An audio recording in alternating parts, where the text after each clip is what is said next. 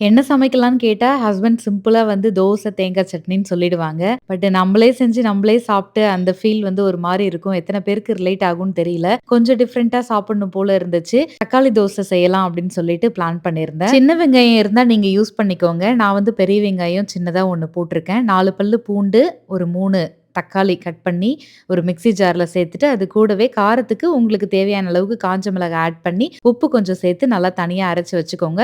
சைட்ல எப்பவுமே நீங்க அரைக்கிற மாரி, உங்களுக்கு என்ன ஃப்ளேவர்ல சட்னி பிடிக்குமோ அத அரைச்சுக்கோங்க. நான் இன்னைக்கு தேங்காய் சட்னி தான் அரைச்சிருந்தேன். நம்ம இட்லி, தோசைக்கு மாவு யூஸ் பண்ணுவோம்ல, அந்த மாவு யூஸ் பண்ணிக்கோங்க. ஆனா ரொம்ப புளிச்ச மாவா யூஸ் பண்ணாதீங்க. ஏன்னா தக்காளியில உள்ள புளிப்பும் வந்து ரொம்ப அதிகமாயிட போது.